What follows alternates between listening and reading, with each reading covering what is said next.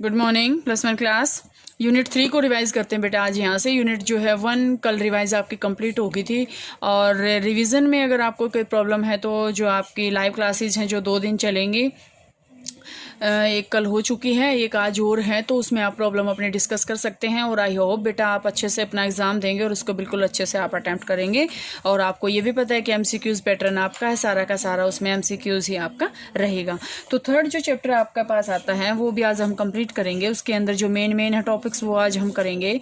वो आपके पास है unit 3 classification of elements, classification of elements and periodicity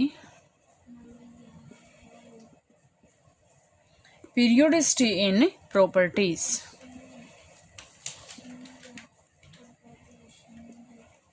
ठीक है, ये यूनिट है आपकी। ठीक है, सभी को पता है अपने यूनिट का जो नेम है इसमें ये है, यूनिट 3 है।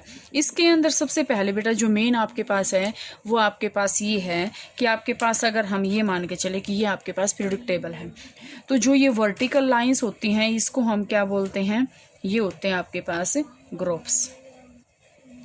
ये होते हैं groups, but these are horizontal lines, these are called periods. इनको हम बोलते हैं पीरियड्स। ठीक है, ये पीरियड्स होते हैं अलोंग। अगर हम यहाँ से, आपको ये नोट करना है कि if we move from left to right then we move from, हम बोलेंगे from one period to another period, one group to another group. तो आपके पास MCQs का जो पैटर्न रहेगा वो आपको मैं बता रही हूँ। तो इस टाइप के क्वेश्चन जो है यहाँ से पुटअप किए जा सकते हैं। तो जो अगर हम फ्रॉम लेफ्ट टू राइट अगर हम जा रहे हैं तो अक्रॉस द पीरियड हम चल रहे हैं, लेकिन अगर हम अप टू डाउन जा रहे हैं तो हम क्या चल रहे हैं, ग्रुप्स के अलोंग चल रहे हैं। ठीक है, तो आपके ये पीरियड्स होते हैं, इसमें ये ग्रुप्स होते हैं। इसमें आपके पास एक मॉडर्न पीरियोडिक टेबल है या मॉडर्न पीरियोडिक लॉ अगर हम बात करें इसमें, तो वो आपके पास क्या होता है, ध्यान से देखें। Modern periodic law,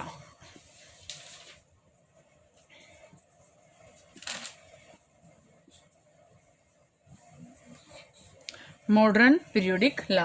modern periodic law आपको क्या कहता है? मॉडर्न पीरियोडिक लॉ आपके पास ये, इसका जो मेन है वो ये है कि द एटॉमिक एंड फिजिकल या physical and chemical properties of elements are periodic function, are periodic functions. मतलब कहने का क्या है कि इसमें आपके पास क्या आएगा कि ये जो एटॉमिक फिजिकल और जो केमिकल प्रॉपर्टीज होती हैं वो पीरियोडिक फंक्शंस होती हैं। किसका? एटॉमिक नंबर का, एटॉमिक नंबर्स का। ठीक है, तो यहाँ से ये आपको नोट करना है कि पहले जो लॉज थे वो आपके पास यहाँ से क्या आए थे, वो आपके पास आए थे कि एटॉमिक मास के ऊपर डिपेंड थे वो, और एटॉमिक मास के अकॉर्डिंग ही, इंक्रीजिंग एटॉमिक मास के अकॉर्डिंग हमने उनको अरेंज किया था। लेकिन मॉडर्न पीरियोडिक लॉ आपके पास क्या आया था, वो आपके पास पीरियोडिक फंक्शन किसका बताया था, एटॉमिक नंबर का। मीन्स क्या है कि यहाँ से हम ये कहेंगे कि वो इंक्रीजिंग एटॉमिक नंबर के अकॉर्डिंग जो है पूरी की पूरी पीरियोडिक टेबल जो है वो अरेंज है। ठीक है, इसमें आपके पास अगर हम ये बात करें तो इसमें आपके पास पीरियोडिसिटी क्या होती है बेटा, इसमें आपके पास ये जो है पीरियोडिसिटी आपके पास क्या होता है, पीरियोडिसिटी का मतलब होता है यहाँ से कि रिपीटेशन ऑफ स्पेशल प्रॉपर्टीज या repetition of chemical properties after a interval, regular interval of time is called, हम इसको क्या कहेंगे, पीरियोडिसिटी ऑफ एलिमेंट्स। इसके बाद अगर हम बात करते हैं बेटा, इसमें आपके पास 4 आएंगे, S block, P block, D block and F block elements. वो और ध्यान से आप देखें कि उसके अंदर क्या आएगा, S block, P block, D block and F block. ये जो हाँ आपके पास ब्लॉक एलिमेंट्स आएंगे, 4 ब्लॉक के एलिमेंट आएंगे। तो इसके अंदर मेन आइडेंटिफिकेशन क्या है, सबसे पहले बेटा आपके पास S ब्लॉक की, S ब्लॉक में आपके पास आएगा कि लास्ट इलेक्ट्रॉन अगर S सब शेल के अंदर लास्ट इलेक्ट्रॉन अगर जा रहा है तो हम उसको बोलेंगे S ब्लॉक एलिमेंट्स। इसके बाद अगर P ब्लॉक में है, अगर last electron P sub shell के अंदर जा रहा है, P सब शेल के अंदर जा रहा है तो उसको हम बोलेंगे P ब्लॉक। D ब्लॉक हम किसको बोलेंगे, लास्ट इलेक्ट्रॉन कहाँ जाएगा, D सब शेल के अंदर। यहाँ पे एक एक्सेप्शन है, यहाँ पे इनको हम बोलते हैं बेटा D एलिमेंट, जो D ब्लॉक एलिमेंट है इसको हम बोलते हैं ट्रांजिशन एलिमेंट्स। अब ध्यान से समझना, और सारी की सारी बातें आप आराम से कर लोगे। अगर मैं इसकी फिर से बात करूँ, एस ब्लॉक में मोस्टली मेटल्स होती हैं, पी ब्लॉक के अंदर मोस्टली नॉन मेटल्स होती हैं, डी ब्लॉक के अंदर मोस्टली मेटल्स और मेटलॉइड्स होते हैं, और एफ ब्लॉक के अंदर एक्सेप्शन है वो हर टाइप के एलिमेंट्स इसके अंदर हम स्टडी कर सकते हैं। इसमें मैं आपको बता रही थी कि जो डी ब्लॉक एलिमेंट्स होते हैं उसको हम ट्रांजिशन एलिमेंट्स बोलते हैं। ट्रांजिशन एलिमेंट्स क्या होते हैं? फर्स्ट ऑफ ऑल अगर हम ये बात करें कि ट्रांजिशन एलिमेंट्स क्या होते हैं, transition elements are those elements which show coloured compounds.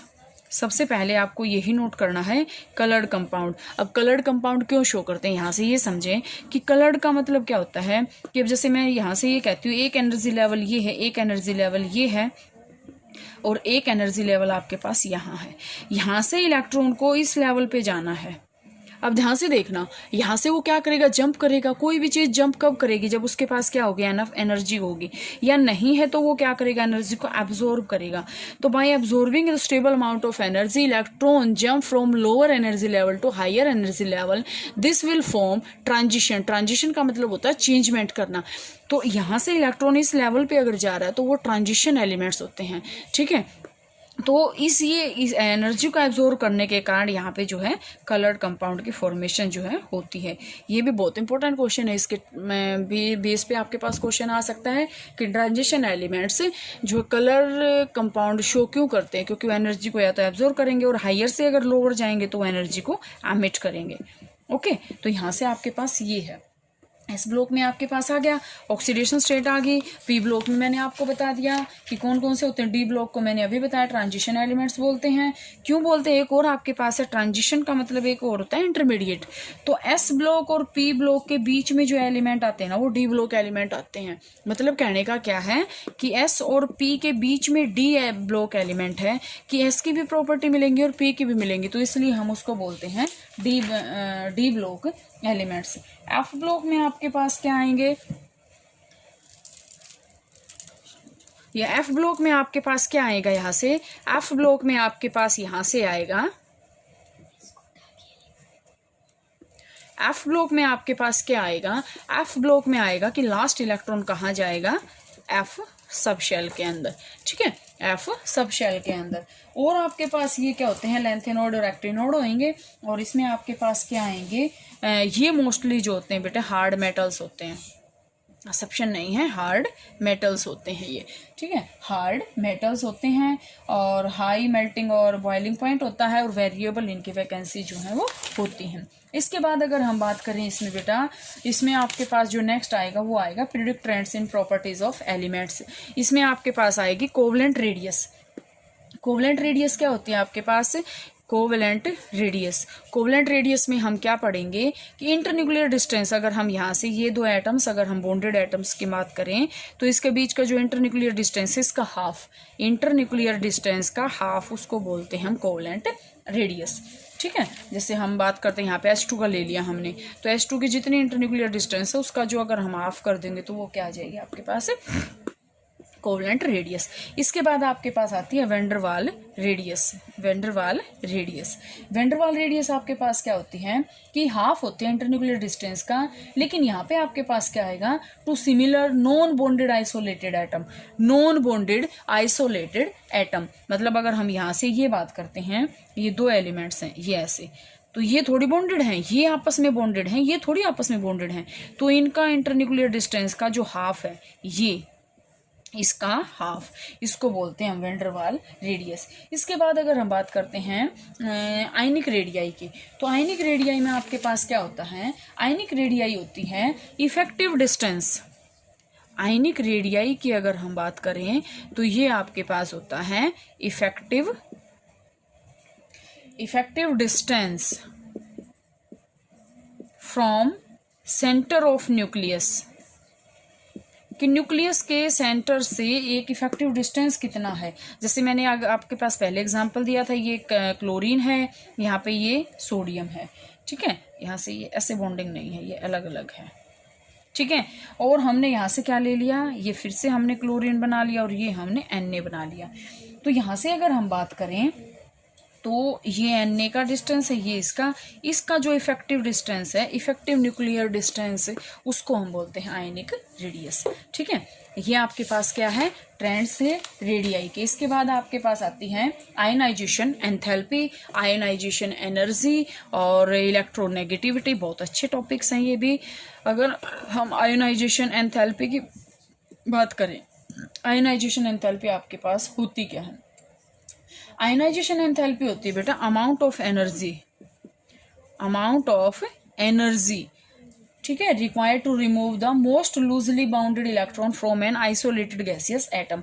अगर हम यहाँ से, ये हमने मेटल ले लिया, ये गैसियस फॉर्म में था, हमने यहाँ से क्या किया, कोई एनर्जी दी डेल्टा एच, और यहाँ से ये क्या कर दिया, इसने एम पॉजिटिव के फॉर्म में ये आ गया, प्लस इसने 1 इलेक्ट्रॉन लॉस कर दिया।